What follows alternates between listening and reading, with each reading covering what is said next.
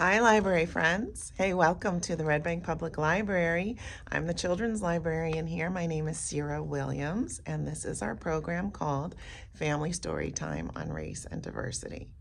And it's February 2025, and we are celebrating Black History Month here at the Red Bank Public Library, and I hope that you are too. You know, there's so much happening in the world today that as an adult, it's hard to keep on top of it all.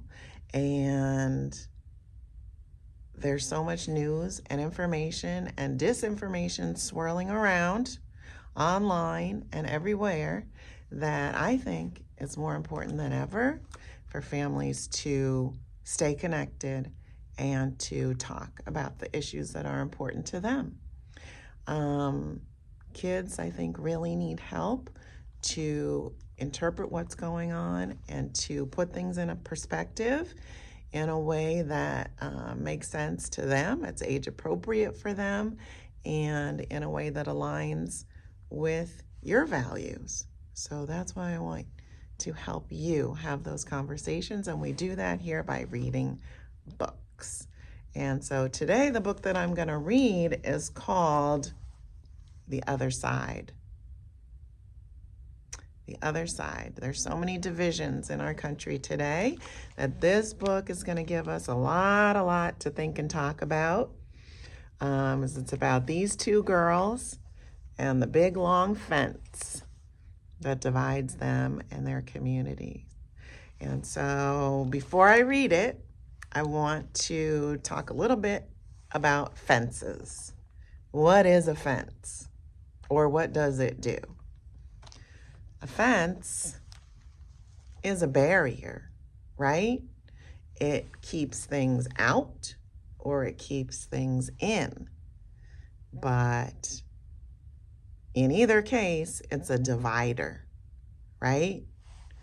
Look what I made. I always like to have a little demonstration for you. So I pulled out my old Lincoln Logs. Hey, these are an old-fashioned toy, but they're so much fun to play with. So I built a fence. And when people are divided by a fence, I also pulled out old dollhouse dolls. When people are divided by a fence or a barrier, there's a couple ways to get together. The goal is to bring people together. You know that, right? Okay, so the way to get together is to either climb the fence and meet in the middle. That's an idea. Takes work, but it can be done. What else could they do to get together? Uh-oh, don't fall down, girl. Guess what? Here's her brother. The other thing they can do is take the fence down. Take the fence down piece by piece. Also takes work, but that's doable. Take the fence down and come together. And there's one other thing I think could work. This was a good idea. I had to get out some more toys, some old Magnetiles. But look.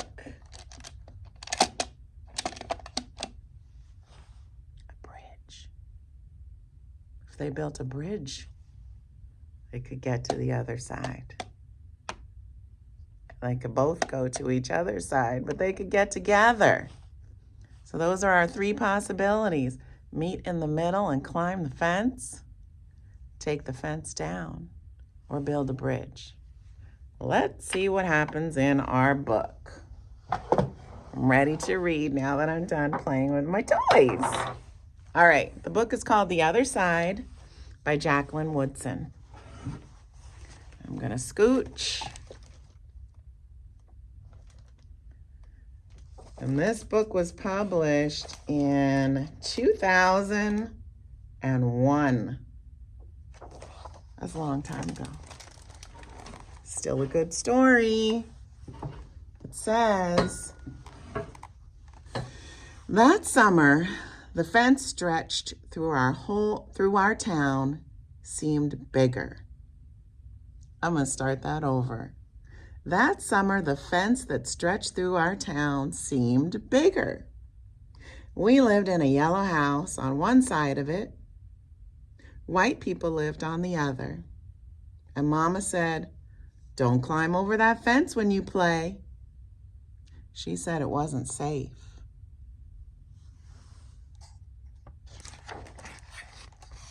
That summer, there was a girl who wore a pink sweater. Each morning, she climbed up on the fence and stared over at our side. Sometimes I stared back. She never sat on the fence with anybody, that girl didn't. You see her?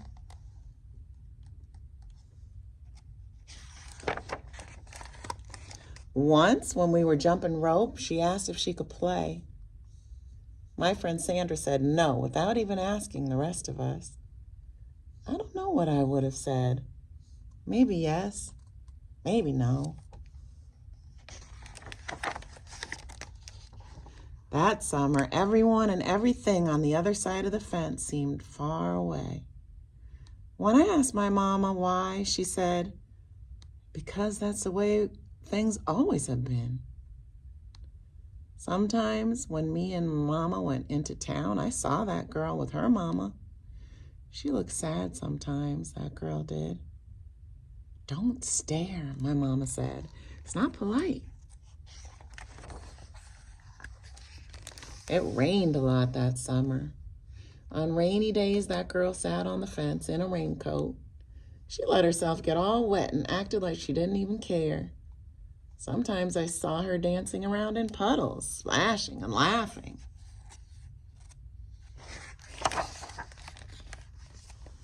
Mama wouldn't let me go outside in the rain. "That's why I bought you rainy day toys," my mama said. "You stay inside here where it's warm and safe and dry." But every time it rained, I looked for that girl, and I always found her somewhere near the fence.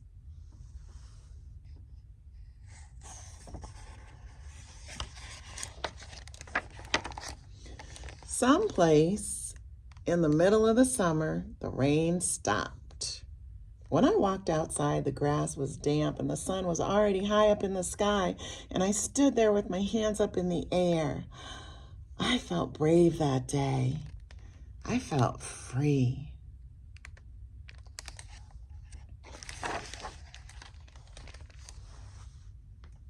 I got close to the fence and that girl asked me my name. "Clover," I said. "My name's Annie," she said. "Annie Paul." "I live over yonder," she said, "by where you see the laundry. That's my blouse hanging on the line." She smiled then. She had a pretty smile.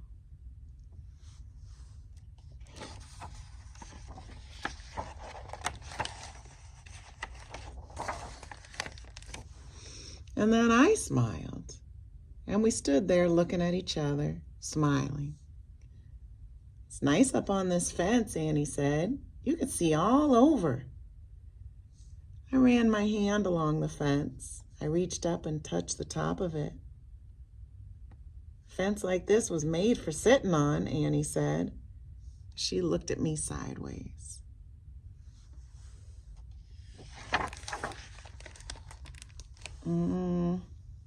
"My mama says I shouldn't go on the other side," I said.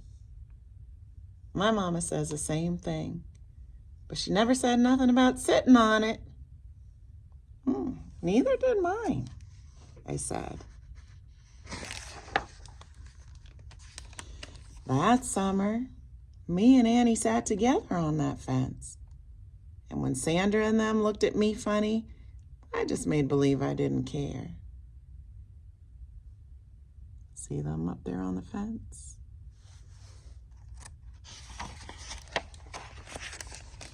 Some mornings, my mama watched us.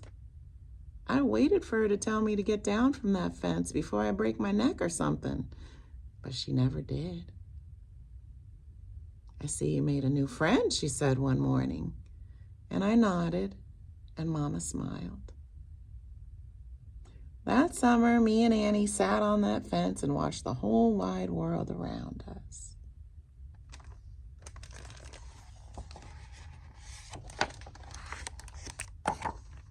One day, Sandra and them were jumping rope near the fence, and we asked if we could play. "I don't care," said Sandra. And when we jumped, Sandra and me were partners the way we used to be.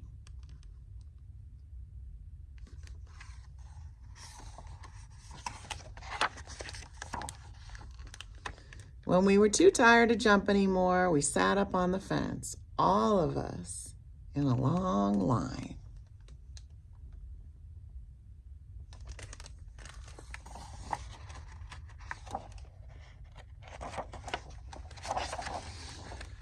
"Someday, somebody's going to come along and knock this old fence down," Annie said. And I nodded. "Yeah," I said, "someday."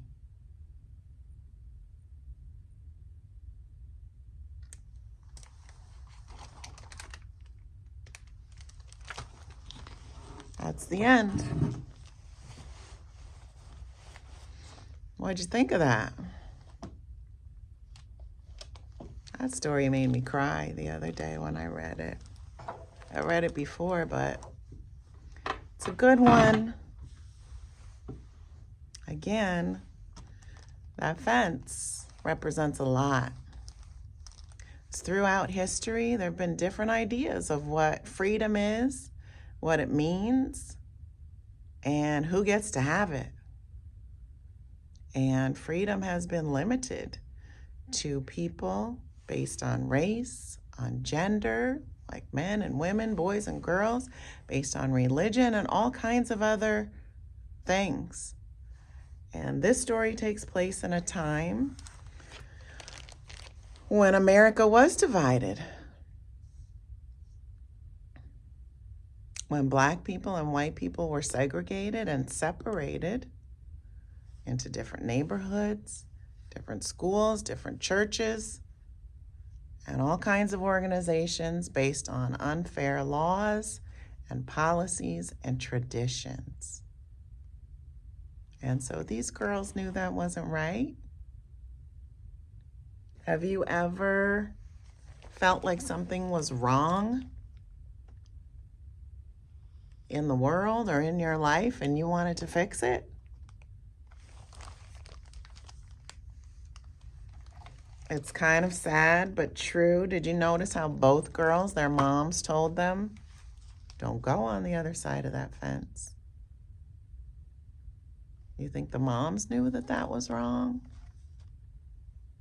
Sometimes adults, we get stuck in our ways and we want things to just stay the same because that's the way we know and it's easy. And making change is hard. And a lot of times, it's up to the next generation to be the ones to make changes in the world and keep us moving forward.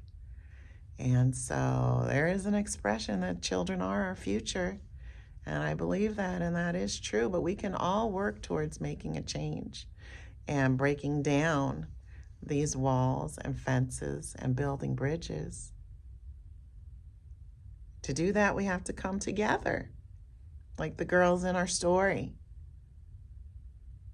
And so I want you to think about your friends, your neighbors, your coworkers, your classmates, your teammates, the people at your church, the people that you associate in your life and in your world and in your community. Are they diverse? Do they come from all different places and spaces? Or do they all look like you and think like you and come from your same perspective and background? That's something to talk about and think about. Because making friends is like building a bridge. It takes time and work to get together, to talk, communicate, and do things together. You have to put energy into that. But man, making a good friend can change your life, can make your life better. And even holding hands with a friend is like building a bridge. There's a literal bridge between the two of you. And adding diversity to your circle, to your friends, just opens up all new wonderful dimensions to that. First of all, you discover all the things that you have in common, because we are so much more alike than we are different. But the things that make us different make us special, and we can celebrate that too, and learn from each other and share with each other and grow.